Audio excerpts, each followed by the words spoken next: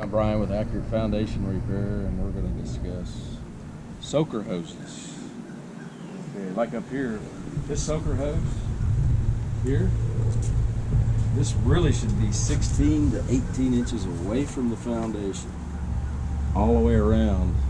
Because whenever you put it up next to the foundation, like right now in our drought, you can see here how it's pulled away. All the water has a tendency to run under the slab when it comes out. So what you want to do is with the soaker hose, you're trying to form a moisture barrier around your home to keep the soils tight. So that's why it needs to be out here, because as it soaks the water up, the soils expand.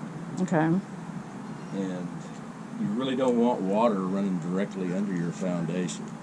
So like over here where the hose is actually in this monster hole is not a good idea. That's not good. And like right here, you can see how the soils are pulled away. Here, what you need to do now, if it becomes, you know, as we discussed, you should really put a sandy loam soil poured in there, and then bring in clays, and then put the sandy loam on top.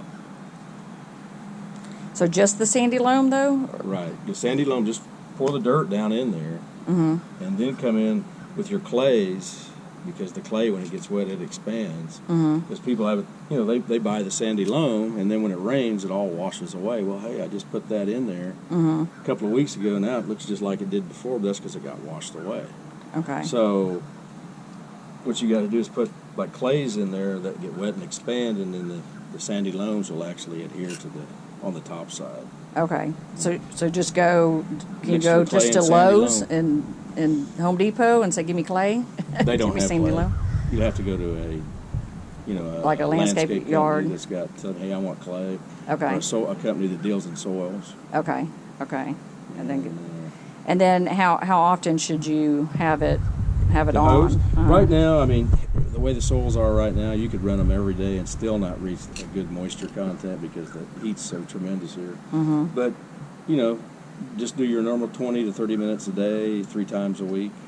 Okay. And do you you do it in the evening? I wouldn't do it in the daytime. Okay, in the evening. And just run it on your timer. And, you know, like areas here where it's on the side, there's not much you can do about that, but you know, if it's dry under here, the capillary action in the soil will pull moisture under here in an area this size here.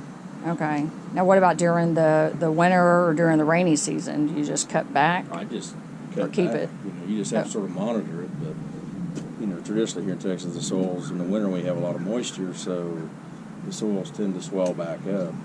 But this year may be an exception to that rule. Right. Because we're so dry. Well, so if it's cold and it's been kind of moist, so cut it to like once a week, or should you just shut it off? I water during the my winter? yard like twice a week in the winter. Okay. Okay. Now, what about areas like the driveway and There's if you nothing have can do for concrete patios in the back, so that just that whole area is just nothing you can do for it. Wait for it to crack. right. Unfortunately. But if you put a new one in, put a lot of steel, good cushion under there, and make it thicker than what the traditional 3 to 4 inches are that you usually buy. Okay. So you shouldn't try to put a soaker hose like in the cracks of a it's not driveway do or no. Okay. Okay. If you start getting fractures in your driveway, I mean, seal them up. You know, with like an epoxy type caulk or something like that. Or call a company out that does that. Okay. So you should seal it if it's... You should, because what happens is moisture gets down in there, and then if we do get frost or anything, that's not good. But we don't get much frost in Texas. But right. And what about the sidewalks? How they all are upheaving? Does that mean that you definitely have foundation problems, or no? Is that's that... just the Texas soils. I mean, you know, the sidewalks. There's an expansion joint about every 4 feet on these, so. That's why they don't break up, but that's why you get the ski slope effect as you walk down the street. Because the soils as they get water, they swell up, and this area's dry, and it's not a continuous slab, so you're going to have the ups and downs in there. So do you suggest fixing it? Because I know the city will pay half.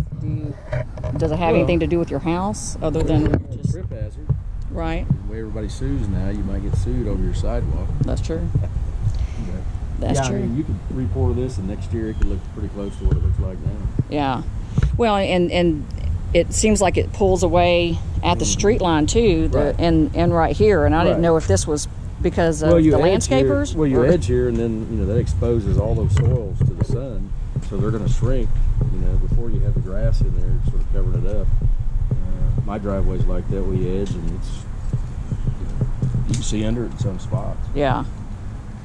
Okay, so nothing out here, but do the soaker hoses around Right. the outside. And, Okay, thank you, Brian. you need proper drainage too. That's the other. Everybody talks about water, but you also want proper drainage away from the house. And like here, yours is. Right. You got everything coming out away from here, so. Right.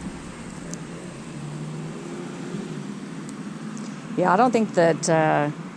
I think they did pretty good in this whole subdivision with the drainage, with everything going away, but it doesn't seem to matter much on the. On the slabs, there's not much you can do. Right. It's all maintenance.